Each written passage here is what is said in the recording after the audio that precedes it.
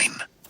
Once upon a time, in a land far away, the kingdom of Deep Marrow had thrived for centuries. Its lands were vast and beautiful. But those days were gone. Deep Marrow was no longer a rich kingdom. The people worked hard just to put food on the table and struggled to pay their taxes.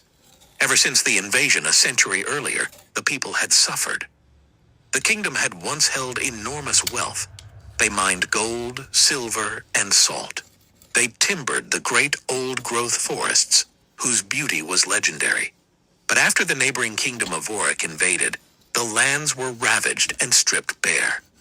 Every resource was taken until nothing remained. The kingdom of Vorik had long coveted Deep Marrow's riches. When they sensed weakness in the royal family, they plotted.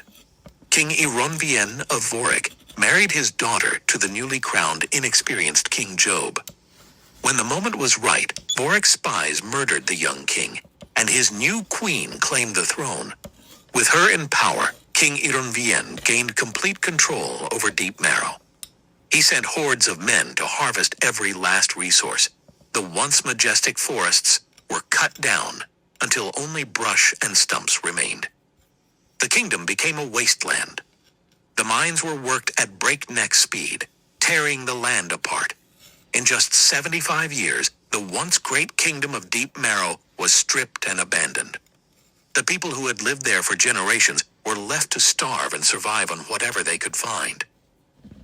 Now, 25 years after the kingdom was abandoned, a new queen had risen.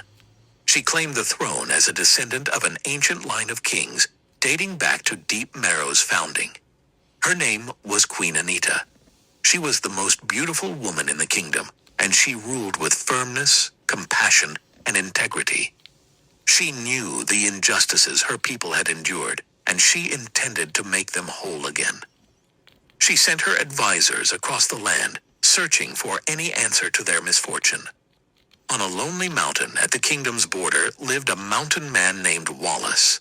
He had spent his entire life wandering the mountains that formed the boundary with the outside world. The range was impassable. No one could cross it, making trade with the neighboring kingdom impossible.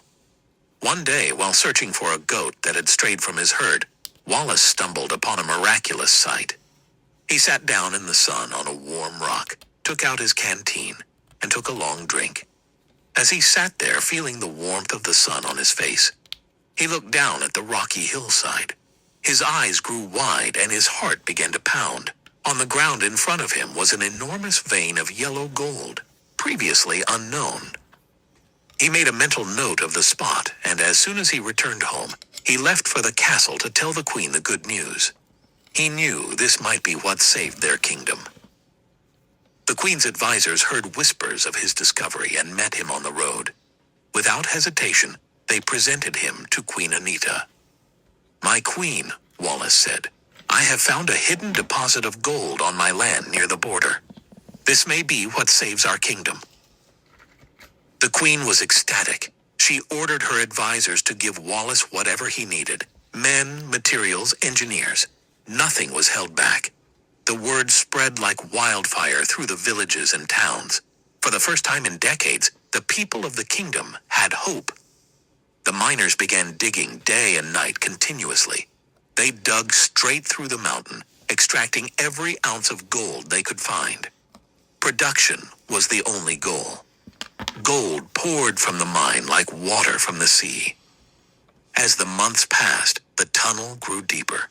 Trees that had grown back around the mountain were cut for timbers to support the expanding passage. The engineers devised a plan. If they dug the tunnel 12 feet high and 15 feet wide as they mined the gold, they could create a passageway through the mountain, opening trade, travel, and prosperity to the wealthy kingdom beyond. After 3 years of backbreaking work, the day finally came. As the miners picked at the rock, a small hole appeared.